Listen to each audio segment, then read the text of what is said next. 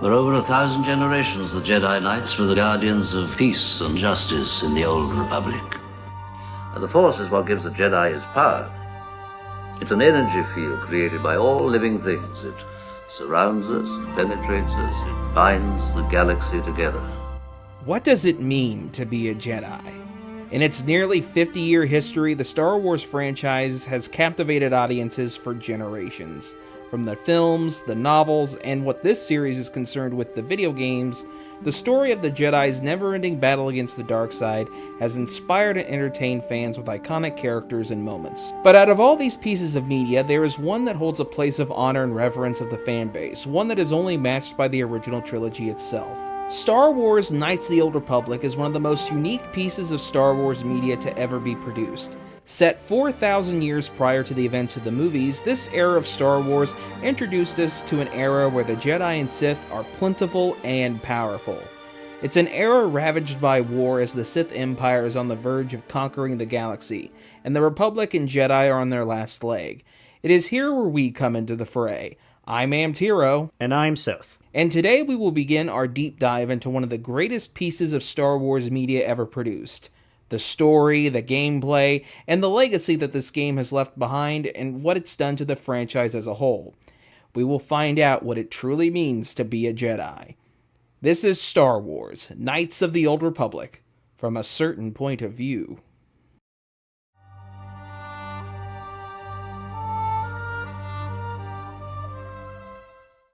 Before we dive into the game itself, let's delve into the history of those who made it. BioWare, a developer now famous for the Mass Effect and Dragon Age franchises, were a budding new developer who found early success with the Baldur's Gate series for PC. When looking for talent to produce a new Star Wars RPG for PC and the original Xbox, LucasArts and Microsoft commissioned BioWare to craft this game. Upon its release in 2003, we were in the middle of the great Star Wars renaissance, as following the release of Attack of the Clones, there were hundreds of various multimedia projects from games to animations, novels, comics, and the crown jewel of this era was no doubt Star Wars Knights of the Old Republic. Little did they realize it at the time, but BioWare had indeed crafted something truly special. Like any good RPG, you begin by selecting your class. There are 3 to choose from, and you even have the option to be a male or female character. The Soldier class is perfect for those first-time players or those who want to hit things very, very hard.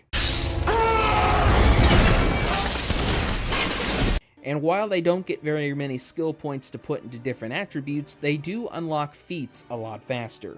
The Scout class is the more well-rounded class, and it's perfectly balanced, as all things should be, as they are the perfect blend of feat progression and skill point distribution. Then finally we have the Scoundrel class, which is more recommended for advanced players, or those wanting to maybe do a blaster build. This class relies on their ability to sneak and to use their silver tongues to get out of sticky situations. Had a slight weapons malfunction, but everything's perfectly all right now. We're fine. We're all fine here now. Thank you. How are you? After selecting your class and gender, you'll be prompted to choose your attribute points. Anyone who has played games like Fallout and Baldur's Gate will recognize this system. Strength governs your skill with melee combat. Dexterity, on the other hand, will dictate how well you are with blasters and rifles. If you're going for a range build, you'll want to pump more into this stat instead of strength. Constitution determines how many hit points you have. Intelligence dictates how many skill points you earn via level up. Wisdom will become relevant once you become a Force user. Higher wisdom makes it harder for your powers to be resisted. And charisma. The higher your charisma, the more successful your persuasion skills are, and can be used to unlock optional dialogue paths. Once you finish your attributes, you will head to the skill screen. The amount of skill points required to improve a certain skill are determined by your class, with a few of them getting a bonus depending on how you leveled your attributes.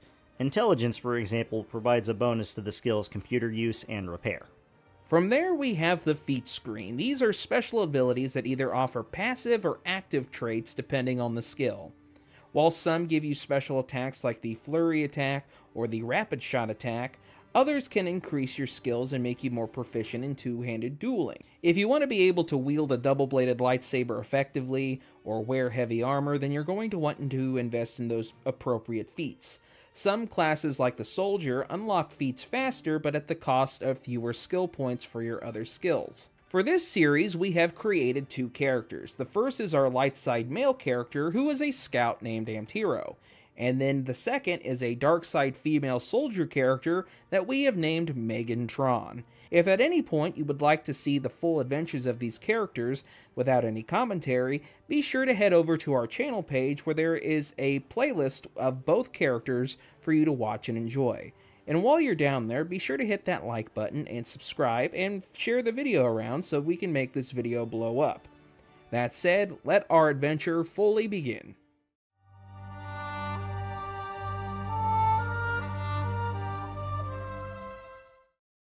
Above the planet Terrace, a Republic Hammerhead cruiser is being pursued and attacked by a Sith blockade. We are stirred awake from our slumber from a blast, and a Republic soldier runs into our quarters. He introduces himself as Trask Olgo, and informs us that the ship is under attack. He tells us to grab our gear and that we need to hurry to the bridge so we can rally with Bastila, our Jedi commander, and the others. The Endar Spire serves as a tutorial for the gameplay mechanics in the combat system. Combat is a pseudo-mix of real-time combat and turn-based. In the bottom of the screen is the action bar, and it is split into several sections. Section 1 is basic attacks. Section 2 is enhanced feat attacks such as power attack and sniper shot. Section 3 is for offensive force abilities which will come into play later such as force lightning. Section 4 is for grenades and mines. Section 5 is for defensive force abilities such as healing and burst of speed. And finally, Section 6 is for healing items, energy shields, and stimulants which can temporarily boost your stats as you use them. After we leave our quarters, we receive a message from Carth Onasi, a decorated soldier and pilot for the Republic, who informs all hands to report to the bridge. We fight through waves of Sith soldiers and finally make it to the bridge when we discover that Bastila and the others are no longer there. Trask and I agree that we need to make our way to the escape pods because there's nothing keeping the Sith from blowing up the ship now. As we head towards the escape pods, Trask hears something behind a nearby door and opens it to reveal a Sith Lord. Trask tells us to run and that he will hold them off. The door closes behind him, and we have no choice but to leave him behind. But we will never forget the good times we shared with him. Another turning point, a fork stuck in the road. Time grabs you by the wrist, directs you where to go. So make the best of this test and don't ask why. It's not a question but a lesson learned in time. It's something unpredictable, but in the end is right. I hope you had the time of your life. We make it to the next section of the ship where Kaden contacts us once more and tells us to make it to the escape pods, as Bastila is already gone, so the Sith have nothing holding them back from destroying the ship, so he can't wait for us much longer. After sneaking by one Sith trooper, we find ourselves at another door. Carth informs us there is a group of Sith soldiers on the other side of the door, and we learn of a couple options to take care of them. We can reprogram the droid to help us take them out, or overload a power cell in the next room with the nearby terminal. After clearing the room, we make it to the next door, and oddly enough, Carth is waiting for us on the other side. If you were asking yourself why the Sith troopers didn't attempt to get inside the room with the escape pods, well, you do have to remember that these guys are basically this timeline's stormtroopers.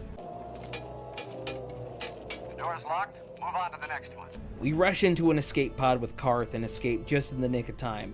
However, unknown to either of us, Commander Shepard hadn't gotten to a pod yet and sadly didn't survive.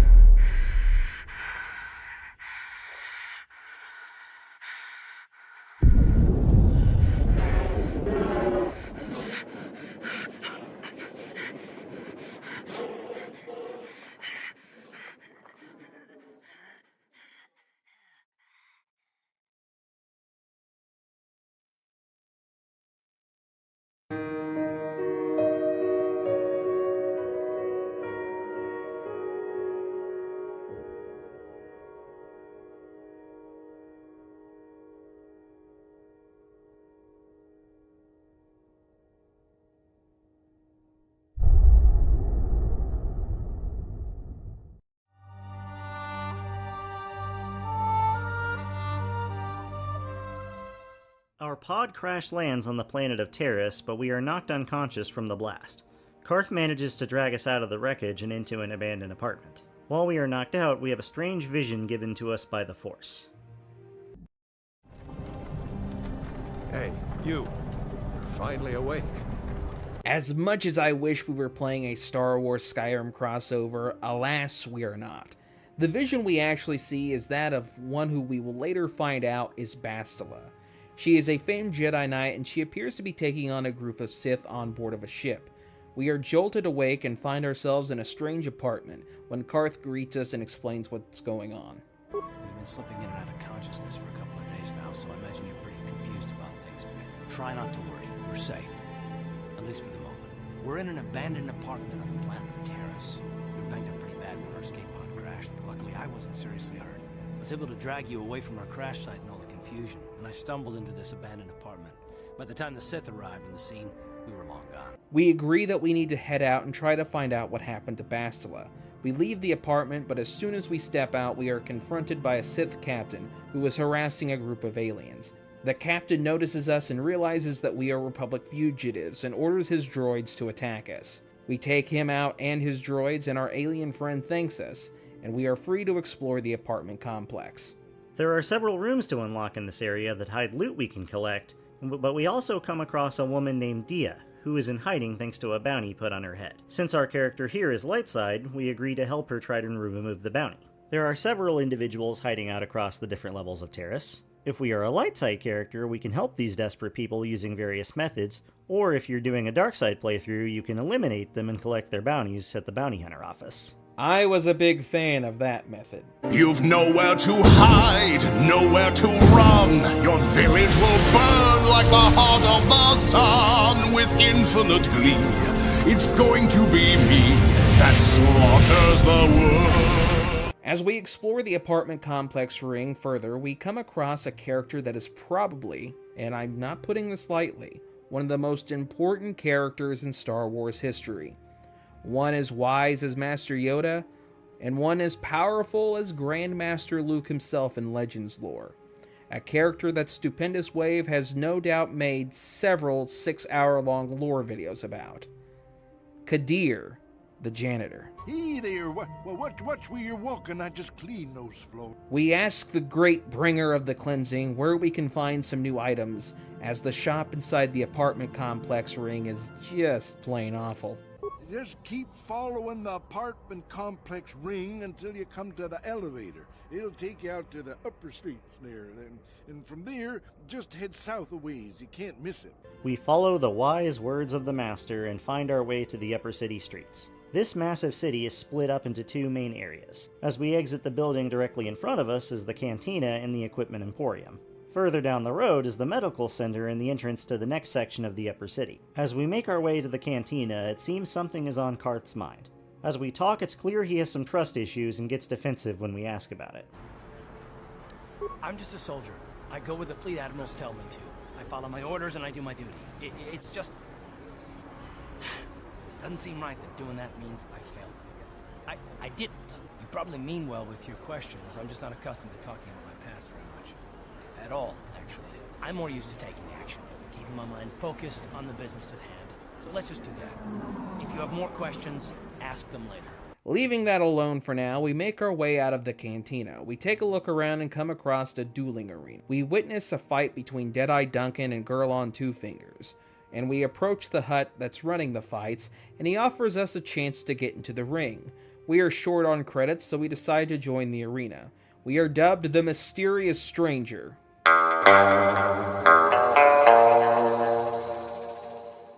And we have our first fight against Deadeye Duncan. This fight is extremely easy and is basically a guaranteed win. We cash in our first victory as the Mysterious Stranger,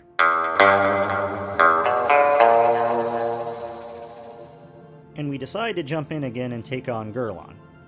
After another easy victory, we have enough credits for now, but we'll be back later for sure, especially with our dark side character. As we continue exploring the cantina, we come across a bratty girl who berates us and thinks that we are a member of staff. Our light side character plays along and there's really nothing for it. But if Megatron tells her off, then she swears retribution. We shrug it off and continue exploring. Where did you get those clothes? A trash compactor in the lower city?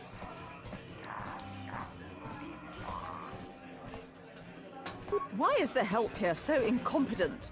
One word from Dad.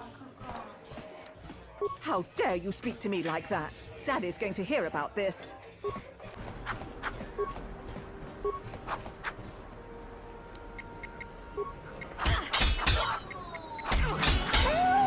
Daddy!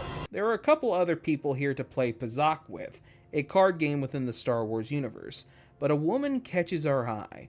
Her name is Serana, and after speaking to her, we discover that she is a Sith officer, and just like us, she's someone that got swept in the heat of the moment. It was the heat of the moment, telling me what your heart meant. She takes a liking to us and invites us to a party that her and the other junior officers are holding. We are taken aback and accept. Finally, we end the conversation and head out to explore the rest of the upper city. On the right side of the street, there is a medical center run by a man named Zelka. He seems to be a friendly enough guy, and we also learn he is harboring some wounded Republic soldiers. Although he fears they won't make it, he at the very least is doing what he can to make their last days more comfortable. As we continue talking, we learn about an illness that is running rampant in the lower levels of Terrace. It is called the Rakghoul disease, an infection that turns the victim into a hideous monster.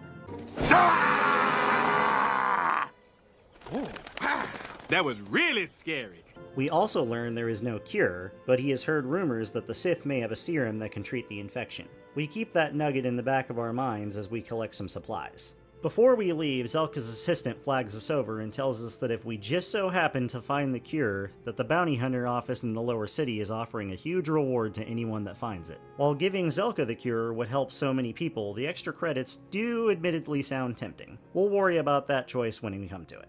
Across from the medical center, an old man is being cornered by a couple of bounty hunters for a late payment. We decide to intervene and a fight between us and the bounty hunters ensue. We take them out and the old man thanks us, however he is worried because he doesn't have the 100 credits to pay Davik back, and he will more than likely send out more goons after him until he's taken out. Thank you. I owe you my life. Those bounty hunters are going to take me away and kill me. My wife warned me not to take a loan from Davik. Now I can't pay him back. It's not good to owe a crime lord money. He'll just keep sending more bounty hunters after me till I'm dead. You already helped me by saving me from those bounty hunters, so unless you have a spare 100 credits to give me so I can pay off Davik, there's nothing else you can do. Give me 100 credits? Just like that? I don't know what to say. Thank you. Thank you. You're giving him 100 credits? Generous. Now I can pay off Davik. You've saved my life. Thank you. I'd better take these credits to him right away. We look over at Karth and take a deep breath and offer the man the 100 credits that he needs so that way he can live. We had more than enough thanks to our winnings, so it's a small price to pay to help someone in need. He graciously thanks us, and after that we head to the next section of the upper city. In this section there is another set of apartments, a droid repair shop, an elevator to the lower city, the Sith military base, and a strange old coot yelling about illegal aliens. In Springfield, they're eating the dogs, the people that came in. They're eating the cats. They're eating the pets of the people that live there. And this is what's happening in our country. We make our way south towards the elevator and discover that only members of the Sith military are allowed to enter the lower city, thanks to a street war going on between two rival gangs. This elevator is off limits. It's obvious from the way you're dressed that you're not one of the Sith patrols, so unless you have the authorization papers, you must move along. We recall that Serana mentioned that some of the junior officers probably won't even be going back to the base to put up their uniforms, and that gives us an idea. We check our log and discover the party is just down the street, so we head into the apartment complex we ran past and head inside. After doing some exploring, we finally found the party. Sarna is very happy we came and welcomes us in so we can try the Teresian ale. Hey, you made it. I was beginning to wonder if you were going to show. The party's in full swing. Come on in. You have to try this Teresian ale. It's fantastic. We should have conquered this planet ages ago. Careful, Sarna. That wine's got quite the kick. A couple more bottles and we'll all be passed out on the floor. Who cares? We're not on duty tomorrow. Let's live a little. Come on, drink up.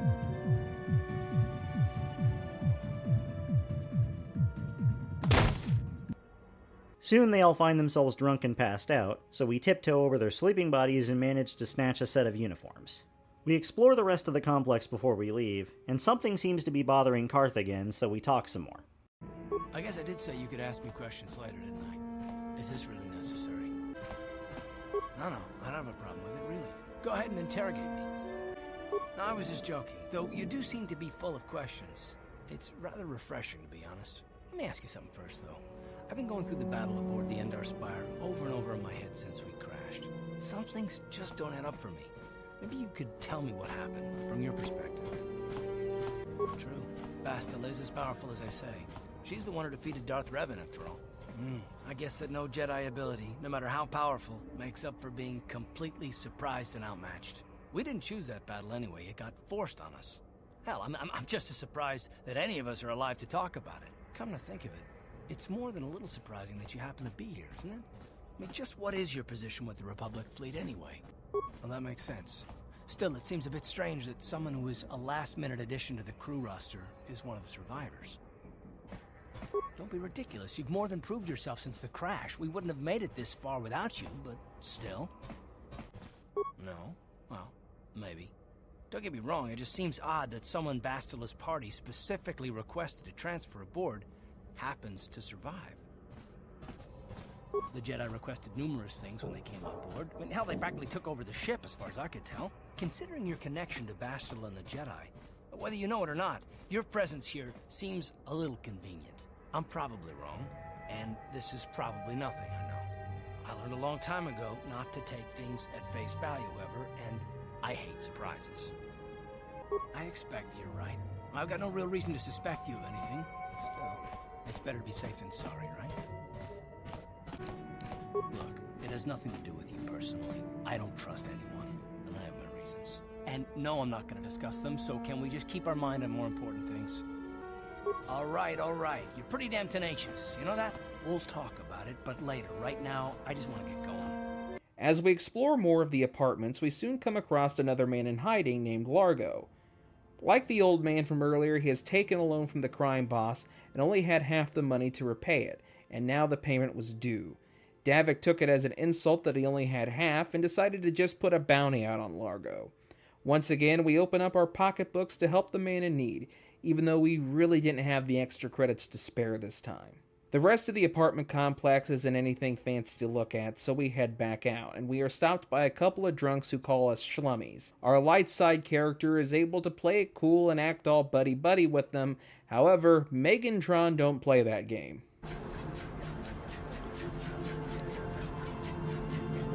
Hey, this schlummy's got a mouth. You talk big, schlummy. Maybe you should shut. Time to teach you a lesson, schlummy. Maybe you'll think twice about coming up into our turf.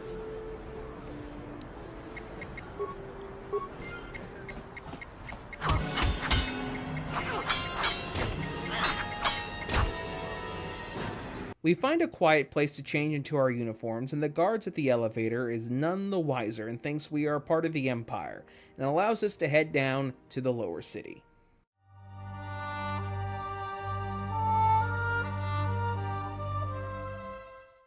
Once we exit the elevator, we get out of those stuffy uniforms and head forward when we take notice of a battle between the Hidden Beck and Black Vulcar gangs in the street.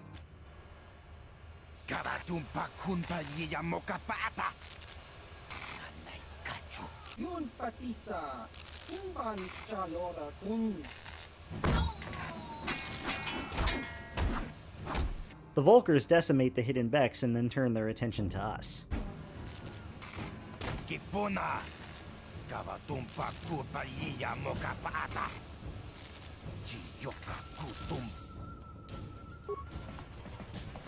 What?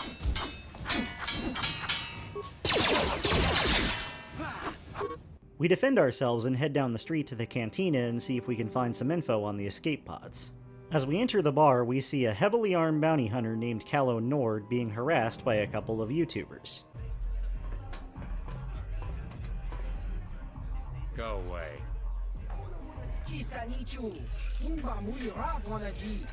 One.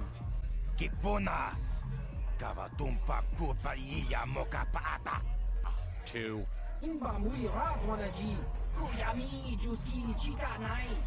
Three.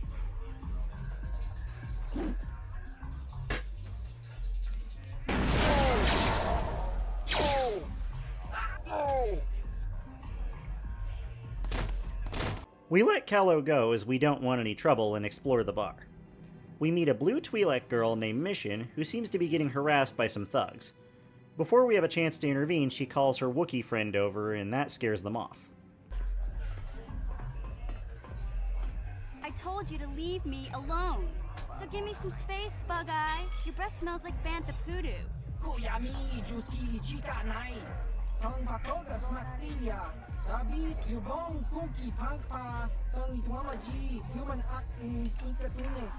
calling little girl, Chuba Face? Just a sec, boys. Zalbar, a little help here? I need you to rip the legs off some insects.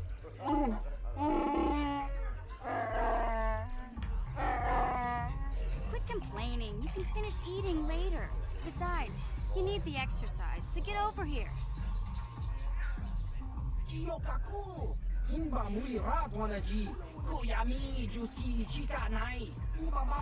got a problem with me? Then you got a problem with Big Z.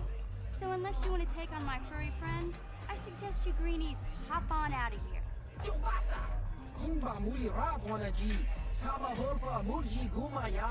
We talk to her and she can tell we aren't from around here, so she greets us warmly and introduces us to her friend Zalbar.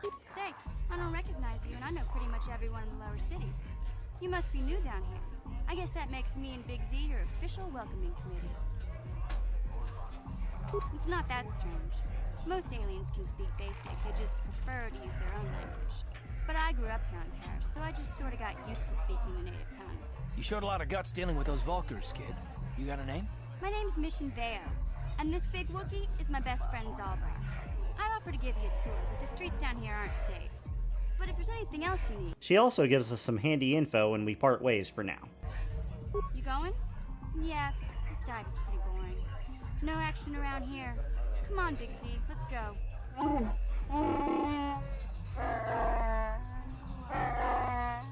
Can't you think about something besides your stomach for 5 minutes? Come on. We'll go see if there's anything good to eat at the Beck base.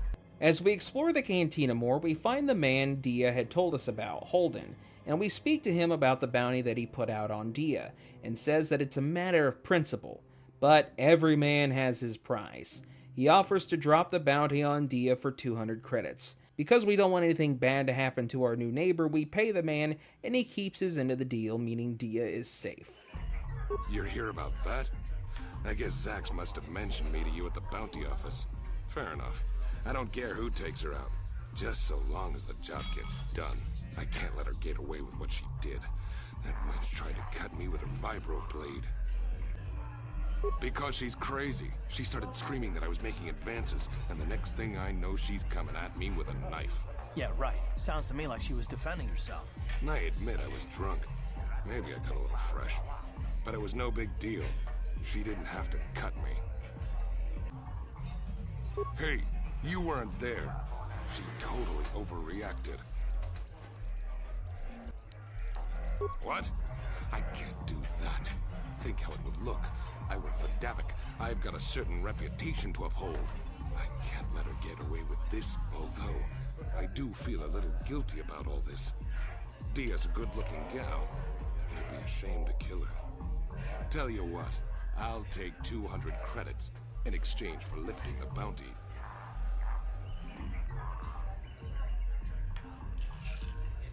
Don't worry, I'll stick to my end of the bargain.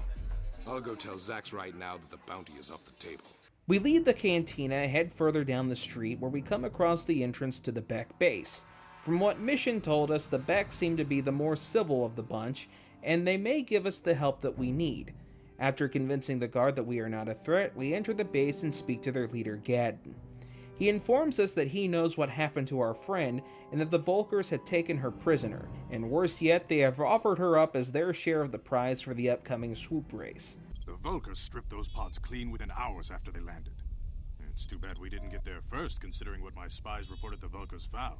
A female Republic officer named Bastila survived the crash. We Becks don't believe in intergalactic slavery, but the Vulkars aren't so picky. They took a prisoner. Normally, the Vulkars would take a captured slave and sell them for a nice profit to Davik, or an off-world slaver. But a Republic officer is no ordinary catch. They still think Bastila's just a Republic officer. That could work to our advantage. Maybe she'll even figure out a way to escape from the Vulkar base on her own. She's too valuable to leave with the Vulkar scum at the base. Brejik's probably got your Republic friend hidden away somewhere safe until the big swoop race. You'll never find her. The only way we have a chance of getting her back now is somehow finding a way to get into the race and winning, which Gadden thankfully offers, but there is a catch. The Becks have been developing a prototype accelerator for a swoop bike that would make the bike insanely fast compared to standard bikes. He says that if we can break into the Vulkar base and steal the prototype back, then he will sponsor us in the big swoop race to allow us to win our friend's freedom. In order to get into the Vulkar base, we will need to get into the Undercity and find the girl Mission we spoke to before, as she knows a secret entrance to the base. We say that shouldn't be a problem because we have a pair of Sith uniforms that we can use to sneak past the guard. However, Gadden informs us that Sith security is way more strict down in the lower city, and that simple disguises won't work without the proper paperwork. Thankfully, he just so happens to have the proper paperwork, and is willing to trade it for the uniforms. A simple disguise might have worked on the upper city guard, but the security down here is much tougher. You'll need the proper papers to get past him. Luckily, my gang ambushed one of the Sith patrols headed down to the Undercity. They never made it, and their security papers fell into my hands. Since we're working together now, I suppose I could give them to you in exchange for your uniforms. With the security papers, you won't need a disguise anyway.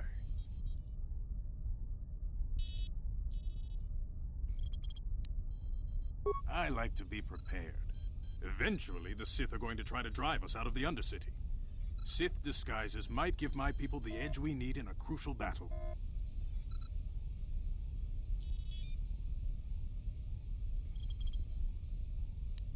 Good choice. Thanks for the uniforms.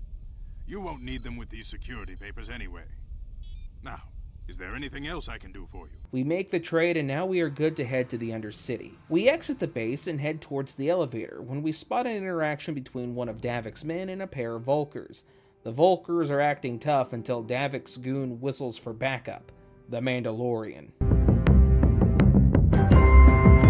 No, not that one.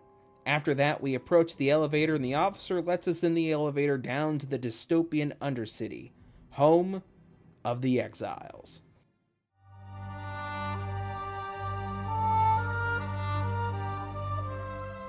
The elevator comes to a stop and the doors open to a dark and desolate land where the sun never shines. The people are filthy and live in huts. Two men accost us as we step out of the elevator and they appear to be desperate. Now we know that this isn't their elevator, but we take pity on them and give them 20 credits so that maybe they can at least fill their bellies for the night. Credits, my brother! We have credits. Now we can buy food and medicine. Hush, or the others will hear us. They'll want our credits. We have to hide them. A girl runs them off and offers apologies for the rude welcome and introduces herself as Shalena. She was born in this wretched place and she's never seen the sun or stars. She asks us to describe them for her and it fills her eyes with wonder. She tells us about their leader Gendar and that there's also a village elder named Rukiel who may be able to help us out. We thank her and we take our leave. After speaking to the village leader Gendar, we are stopped by the village elder Rukiel. He senses something different about us and says we may be the key to saving the lives of the people of the Undercity. But before he can reveal more, he requests that we find the fate of his apprentice. If we can find out what happened to her, he will tell us his great truth. There's also a shop down here as well that sells some useful items, but thanks to our instances of charity, we are a bit short on credits at the moment. So as we leave the shop, we hear shouting and a woman is pleading with the gate guard to open it, so that way her lover, Hindar, can get through before the rat ghouls get him. The gate guard hesitates until we step forward and offer our help. We save Hindar, reuniting him with his love, and the guard thanks us, and allows us to come and go as we please.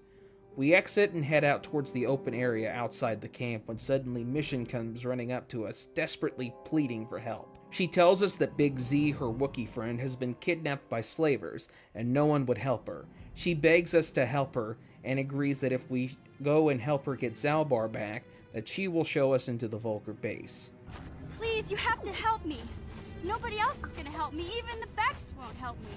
But I can't just leave him there. He's my friend. You'll help me, won't you? It's Zalbar. He's in trouble. Big trouble. We have to help him. If we don't, they'll sell him into slavery. Me and Zalbar, we were just wandering around here in the Undercity. You know, looking for stuff we could find, just kind of exploring. We do it all the time. I guess with a Wookiee at your side, you've got to figure you can handle the odd rat ghoul attack. Only this time, they were waiting for us. Gamorrean slave hunters. We didn't even have a chance to run. Big Z threw himself at him and then roared for me to run. I took off. I figured Zalbar would be right behind me. But there were too many of them. He couldn't get away. They're going to sell him to a slaver, I just know it. I don't know for sure, but those Gamorreans like to hang out in the sewers. The stink reminds them of home, I guess. That's probably where they took Big Z. It's a deal. As soon as we get Big Z back, I'll show you a way into that Volker base. Now come on! We have to find Zalba before they sell him to slavers, or worse. She joins our party and we head further down when a Sith patrol stops us. We pretend that we're a search and rescue team, and they let us pass. Security papers? Oh, you're one of those trackers the commander sent down, right? They should have given you an armed escort. It's nasty down here. We've already lost one patrol. We figure the Rak ghouls got them. We've had so many encounters with those things, we've actually run out of Rak ghoul serum. Plus, we've had several skirmishes with looters from those lower city swoop gangs. I'm telling you, we should just stay in the upper city where we're in control. Or is that why you're down here? Search and rescue? I didn't think they'd send anyone. They were in the southern section of the Undercity when we lost contact. I would have gone to investigate, but my orders are to search for those crashed escape pods, even if it means leaving another patrol to die. Hey, I'd never disobey my orders. I'm not a fan of court-martials and executions. I was just talking, you know. Nothing anyone has to mention to the commander. Come on, patrol, let's get back to it. The sooner we get this search done, the sooner we can get out of this mutant-infested hole. Move out. We head to the right and we come face to face with more rat ghouls. After we clear them out, we see some dead Sith troopers, and after looting their bodies, we discover that they have the rat ghoul serum on them. We will decide on what to do with this later. We enter the sewers and take on an onslaught of ghouls, Gamorreans, and droids. Sadly, we do not see any Ninja Turtles. We finally find Zalbar, and after freeing him, he swears to us a Wookiee life debt, meaning he will stay by our side until death. Look at this.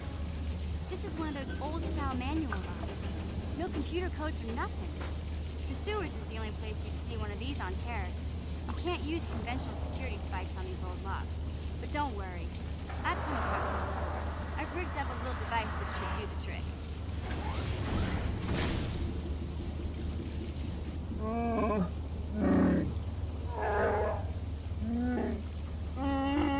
I'm glad to see you too, Big Z. You didn't think I'd forget about you. Mission in Zalbar, together forever.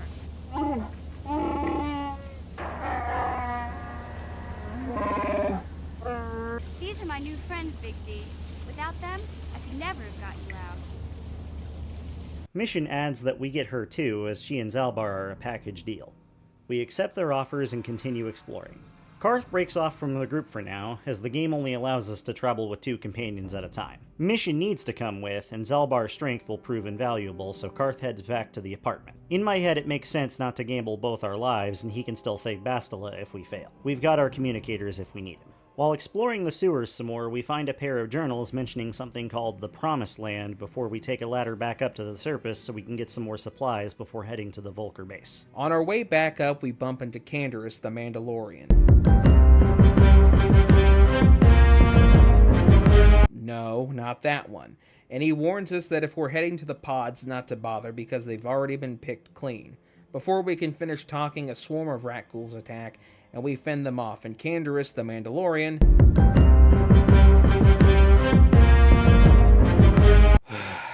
not that one, wishes us luck and leaves. Nearby, we find the body of Rukiel's apprentice and collect her journal. Now that we are well stocked and decked out, we head back down to the Undercity, and before we head to the sewers, we stop to treat some outcasts that are infected with the rat ghoul disease before we give Rukiel all the journals we found. Please, you have to help us. We beg you. We don't want to end up like the others. Please help us. We can't end up like them. You have a cure? Please give it to me, please, quickly, before it's too late. Quickly, I must inject it before it is too late. Yes, I feel it working. I feel the disease burning away. It's like a miracle. I am cured. Thank you, Upworlder. You have saved us from a fate worse than death. I only wish I had some reward to give you. Maybe you can find something worthwhile in the wreckage of that Republic escape pod. He can't believe we found them all, and she shares the full story of the Promised Land. The great city of Taris covers the entire surface of this planet. There is no land to grow food. Kelp harvests and the creatures of the sea are our only food source. A century ago, rising levels of toxic pollution poisoned the oceans, and famine swept the planet. The rich hoarded food for their own use, and the poor were left to starve and die. But the poor rose up against this tyranny, and civil war engulfed the planet. Millions died in the fighting, and huge sections of Taris were destroyed or abandoned. The rebellion was crushed in the end. Thousands were taken prisoner. The jails could not hold them all, and so the practice of banishing all prisoners to the Undercity was born. Legends tell of a self-sufficient colony founded just before the famine and lost during the Civil War. A paradise beneath the Undercity where droid servants tend to every need. For many years I searched for the Promised Land, just as my grandfather and father did before me. When I became old and gray, my apprentice continued the search on my behalf. He thanks us and shows Gendar the map, revealing he had been right all along. Gendar is convinced, and he and the other outcasts pack up and head towards their destination. The outcast village is abandoned now and feels eerily quiet. Before we head back into the sewers, we make our way towards the Republic escape pod one of the infected outcasts told us about. There we find a surviving Republic soldier who's been infected with the Rakghoul disease. We quickly give him a dose of the cure, but as he begins to tell us what happened, he runs off in the distance towards a sound he had heard. There! I heard something, I know I did. There it is again. It's those monsters. They're coming back. Run for your lives! Stop, don't come back. The sound was more Rakghouls, and now he's dead.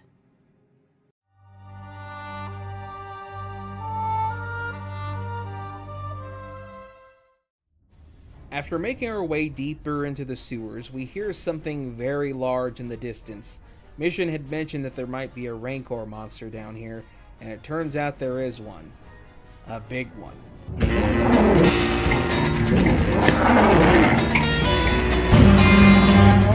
We activate our stealth field generator and sneak in, and using some bait alongside a frag grenade which lures the monster. He takes the bait and eats it, but it would seem the flavor was just too much for him to handle, and it ends him. I know what it means. I feel sick myself now. We take out some of the guards and head inside. We head from room to room, taking out Vulkars and helping a few people here and there, when finally we come across an older Vulkar who has been in the gang prior to Brejik's takeover. After fighting him, he surrenders and offers us some valuable information. We let him go, and then after setting a trap that takes out some of the higher-up Vulkars, we grab their pass key and use their key to get into the elevator to the lower levels. We arrive in the lower levels, which house the swoop bike garage. We do some exploring and take out some Vulkars, as well as manage to find a nice stack of credits that could come in handy later. We get the garage head key and we find the room housing the accelerator, however, Vulkars are waiting for us. This Vulkar is second in command of the entire gang. He knows that we aren't really Becks, and as such makes an offer to end things peacefully. He wants us to take Gadden out, and if we do, he will let us race for them, as well as a sizable bounty. We refuse the offer, but in the alternate timeline with Megantron, we accept and corrupt Mission in the process. Master Skywalker, there are too many of them. What are we going to do?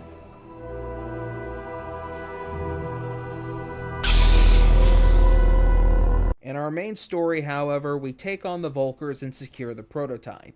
We head back to Gadden, and he is pleased to see that we have made it back, and invites us to stay the night so we can head to the track at first light. After a restless night, we are escorted to the track by one of the Becks. When we arrive, there are several other races there from the various swoop gangs. We're greeted by an Ithorian mechanic who explains to us how the races work. We take a look around and notice a cage, and inside is humana, humana, humana.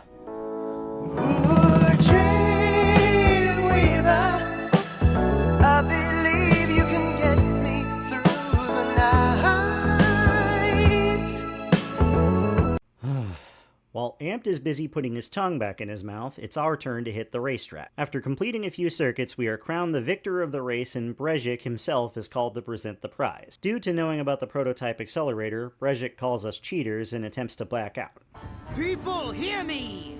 Before I present the so-called champion of the Becks with their prize, there is something you must know. The winning rider cheated. Your swoop bike was using a prototype accelerator. Clearly an unfair advantage. Because of this hidden Beck treachery, I'm withdrawing the Vulca's share of the victory prize.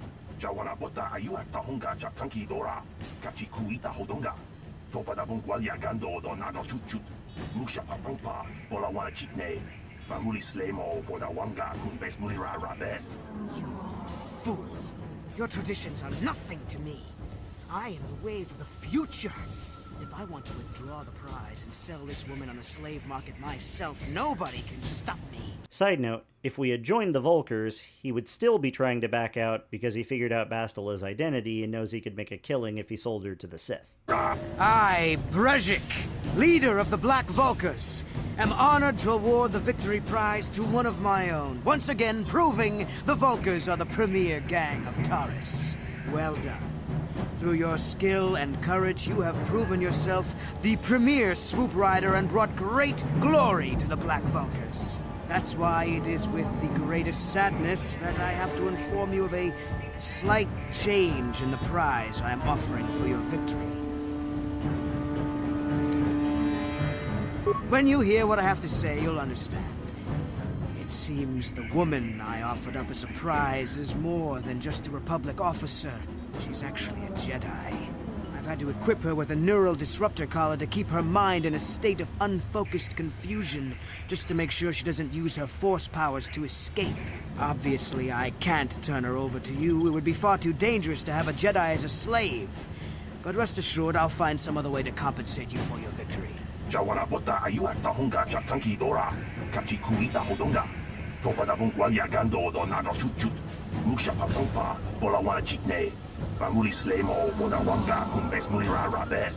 You fool! Your traditions are nothing to me. I am the wave of the future. If I want to withdraw the prize and sell this woman on the slave market myself, nobody can stop me. Bastila manages to break free from her restraints, and soon a brawl breaks out as Bastila and I take on the Volkers. After Brezhik is eliminated, Bastila speaks to us and says that she is no one's prize, but then she recognizes us from the Endar Spire. We explain that we came here to rescue her, and at first she scoffs off the idea because she freed herself. Looks like she has a bit of an arrogant side. I can fix her. We tell Bastila that this bickering is pointless and that Karth is waiting for us. This bickering is pointless. She seems relieved upon hearing that he is alive, and we grab her gear from Brezhik's body before heading back to the Upper City to regroup. We explain to Bastila everything that has transpired, and after a small argument about who is in charge, Bastila finally relents and apologizes to Karth and I. Before we head back out, Bastila stops us and notices that we seem off. We explain that we've been having visions of her fighting a Sith Lord. We presume Darth Revan, the former Dark Lord of the Sith. She explains that she was on the assault team that was there when Darth Revan had died, and the fact that we were seeing visions may mean that we are Force sensitive, and we could potentially become a Jedi. Unknown to any of us, above the planet, the reigning Dark Lord Darth Malak stands on the bridge of the Sith flagship the Leviathan with a plan to prevent Bastila from escaping Taris.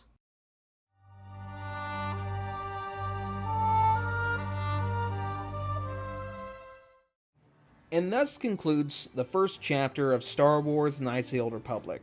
While we still have a great many things to do here on Taris and we are far from done from the story, we felt like this was the best place to conclude the first episode. Terrace as a tutorial planet is a varied experience with a lot of optional content to explore. However, especially on repeat playthroughs, it can be rather tedious. I think we're off to a great start. Terrace is a great introduction to the game. There's plenty of side quests with different outcomes and rewards for both light side and dark side players.